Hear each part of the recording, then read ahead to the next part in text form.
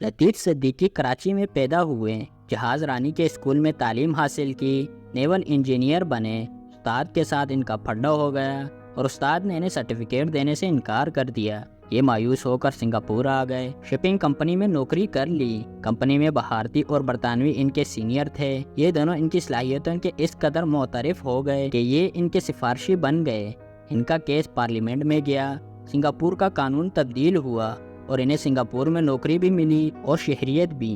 یہ اس وقت اپنی شپنگ کمپنی چلا رہے ہیں۔ ان کے جہاز آسٹریلیا، نیوزی لینڈ اور لاطینی امریکہ سے 80 اور 90 ہزار جانور سعودی عرب اور دوسری گلف اسٹیٹس پہنچاتے ہیں۔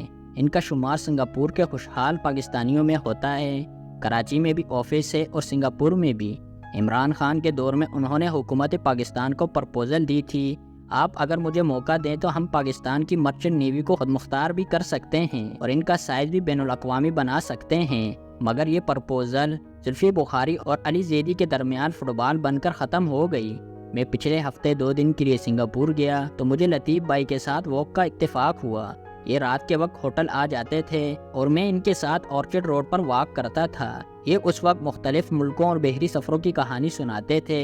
ان کا کہنا تھا مرچنٹ نیوی شاندار پروفیشن ہے، پوری دنیا میں اس کی مانگ ہے، اس میں پیسہ بھی ہے اور ایکسپوزر بھی۔ آپ نوجوانوں کو بتائیں اس شعبے میں آئیں، یہ دنوں میں امیر ہو جائیں گے اور پوری دنیا بھی ان کے لیے کھل جائے گی۔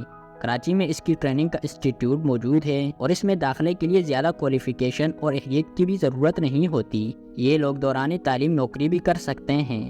میں نے ان سے وعدہ کیا میں باقاعدہ ریسرچ کر کے اس پر ویلاگ بھی کروں گا اور کالم بھی لکھوں گا۔ ہم آرچڈ روڈ پر واک کر رہے تھے تو لطیف صدیقی نے اپنے ہارٹ اٹیک کا واقعہ سنایا۔ ان کا کہنا تھا میں شام کے وقت گھر پر بیٹھا تھا، میرے بچے ٹی وی دیکھ رہے تھے اور ویڈیو گیمز کھیل رہے تھے، جبکہ بیگم اسپتال میں ڈیوٹی پر تھیں۔ لطیف صدیقی کی بیگم ڈاکٹر ہیں۔ مجھے جسم میں اچانک گھبراہٹ سی محسوس ہوئی۔ میں اٹھ کر آرام کے لیے بیڈ روم میں آ گیا۔ میں بیڈ روم پر لیٹا تو مجھے آواز آئی، اگر تم لیٹ گئے تو پھر تم اٹھ نہیں سکو گے۔ میں نے حیرت سے دائیں بائیں دیکھا مگر کمرے میں کوئی نہیں تھا۔ میں نے اسے غیبی اشارہ سمجھا اور میں اٹھ کر بیٹھ گیا۔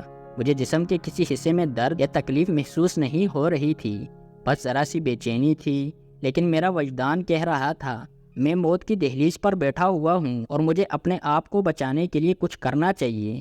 لہٰذا میں اٹھا، کمرے کا دروازہ کھولا اور اونچی آواز میں اپنے بچوں سے کہا یہ ایمرجنسی ہے، تم لوگ فوراً ٹی وی بند کر دو، ایمبولینس بلاؤ اور ہمسائے کو میرے پاس لے آؤ۔ بچوں نے ٹی وی بند کیا، ایمبولینس کو فون کر دیا اور بھاگ کر ہمسائے کو لے آئے۔ یہ بیچارہ بنگالی ہے اور میرے ساتھ اس کی بہت اچھی الیک سلیک ہے۔ میں اس وقت بیڈ پر لیٹ کر اونچی آواز میں کلمہ پڑھ رہا تھا۔ مجھے یوں محسوس ہو رہا تھا میرا آخری وقت آ گیا ہے اور میں اب موت سے زیادہ دور نہیں ہوں۔ میرا ہمسایہ ڈر گیا اور وہ بھی دروازے کے ساتھ لگ کر اونچی آواز میں کلمہ پڑھنے لگا۔ سنگاپور میں حکومت نے مختلف جگہوں پر ایمبولینسز کھڑی کی ہوتی ہیں، یہ 3 منٹ میں مطلوبہ جگہ پر پہنچ جاتی ہیں۔ میری ایمبولینس بھی فوراً پہنچ گئی۔ انہوں نے مجھے دیکھا، میری زبان کے نیچے گولی رکھی، اسپتال میں ڈاکٹر کو اطلاع دی اور مجھے اٹھا کر اسپتال کی طرف دوڑ پڑے۔ ہمارے اسپتال پہنچنے سے پہلے ہی آپریشن تھیٹر اور ڈاکٹرز تیار تھے۔ مجھے فوراً تھیٹر لے جایا گیا اور 40 منٹ میں میری انجیوگرافی کر کے میری بند وین کھول دی گئی۔ میرے خون میں کلاٹ بن گیا تھا۔ میں اگر بروقت اطلاع نہ کرتا تو میں واقعی بیڈ روم میں فوت ہو چکا ہوتا۔ اللہ کو میری زندگی منظور تھی، چنانچہ میں بچ گیا۔ میں نے اس کے بعد اپنا لائف اسٹائل بھی تبدیل کر دیا، کھانا بھی، اور میں اب ریگولر واک بھی کرتا ہوں۔ میں نے لطیف صدیقی سے پوچھا آپ کو کیسے پتا چلا کہ آپ کو ہارٹ اٹیک ہو رہا ہے؟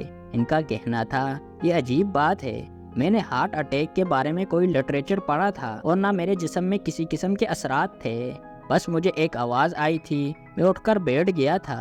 میں نے فوراً انتظامات کرا دیے۔ میں نے ان سے اتفاق کیا اور عرض کیا قدرت انسان کو ہر حادثے یا مصیبت سے پہلے اسے اطلاع ضرور دیتی ہے۔ انسان اگر اس سگنل کو اللہ کی آواز سمجھ لے یا آپ کی طرح اٹھ کر اپنا بندوبست کر لے تو یہ بچ جاتا ہے، لیکن اگر یہ اسے وہم سمجھ کر چٹک دے تو پھر اس کا انجام اچھا نہیں ہوتا۔ ہماری بات چیت اس کے بعد تبدیل ہو گئی اور ہم قدرت کے مختلف اشاروں پر گفتگو کرنے لگے۔ ہم واک کر رہے تھے، اس دوران اس نوعیت کے 2 واقعات یاد آ گئے۔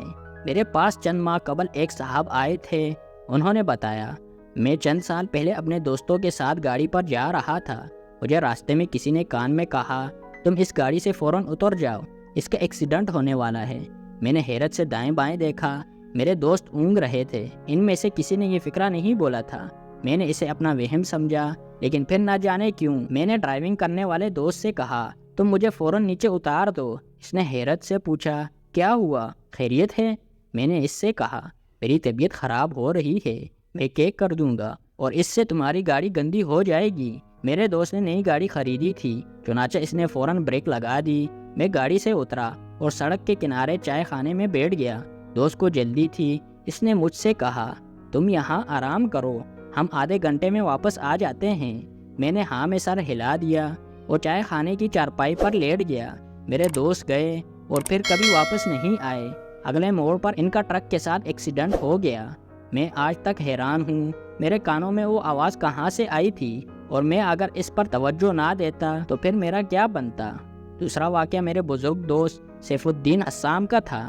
سیف صاحب برٹش کونسل لاہور میں کام کرتے تھے، پوئمسٹ بھی تھے اور انہوں نے ویدرنگ ہائٹس اور جین ایئر جیسے کلاسک ناولوں کے ترجمے بھی کیے تھے۔ وہ ریٹائرمنٹ کے بعد جہلم کے مشین محلہ میں رہتے تھے۔ میں ان سے ملاقات کے لیے جہلم جاتا تھا اور ان کے مطالعے اور مشاہدے کا جی بھر کر فائدہ اٹھاتا تھا۔ ان کے دل میں اچانک ٹیس اٹھی اور وہ اسلام آباد آ گئے۔ میں انہیں ڈاکٹر کے پاس لے گیا۔ ڈاکٹر نے معائنے کے بعد اینجیوگرافی کا مشورہ دیا۔ ان کا عام سا پروسیجر تھا، خطرے کی کوئی بات نہیں تھی۔ وہ اینجیوگرافی سے ایک دن قبل میرے گھر تشریف لائے۔ میں ان دنوں راول ٹاؤن کے 1.5 مرلے کے گھر میں رہتا تھا۔ لوگ ان گھروں کو کھرلی ہاؤس کہتے تھے۔ راول ٹاؤن بنیادی طور پر گوالا کالونی تھی۔ سی ڈی اے نے گوالوں کو گھروں کے ساتھ ساتھ بھینسیں باندھنے کے لیے چھوٹے پلاٹس بھی دیے تھے۔ لوگوں نے ان پلاٹس میں 2-2 منزلہ مکان بنا کر کرائے پر دے رکھے تھے۔ یہ کھرلی ہاؤس ہوتے تھے۔ میں اسی قسم کے ایک کھرلی ہاؤس میں 2000 روپے کرائے پر رہتا تھا۔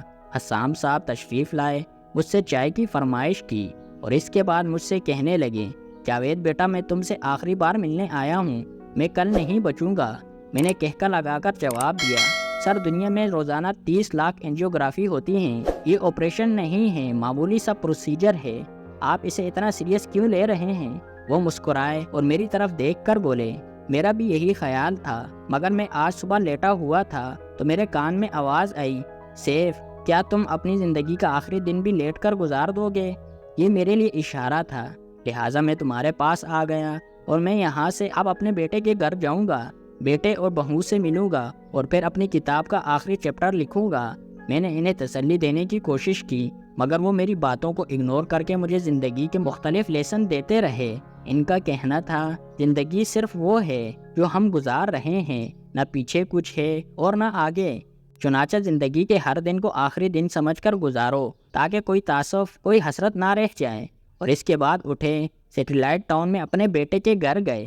اگلے دن اسپتال پہنچے اور اینجیوگرافی کے دوران واقعی انتقال کر گئے۔ میں آج 30 سال بعد جب بھی انہیں یاد کرتا ہوں تو اپنے آپ سے سوال کرتا ہوں کیا واقعی موت نے انہیں ایک دن پہلے بتا دیا تھا کل تمہارا آخری دن ہوگا؟ مجھے اس سوال کا جواب 30 سال بعد اورچڈ روڈ پر واک کرتے ہوئے ملا۔ قدرت واقعی موت اور زندگی دونوں سے پہلے انسان کو اطلاع دیتی ہے اور یہ ہم پر منحصر ہوتا ہے، ہم اس پیغام کو وہم سمجھتے ہیں یا حقیقت۔ قدرت بہرحال اپنا فرض ادا کر دیتی ہے۔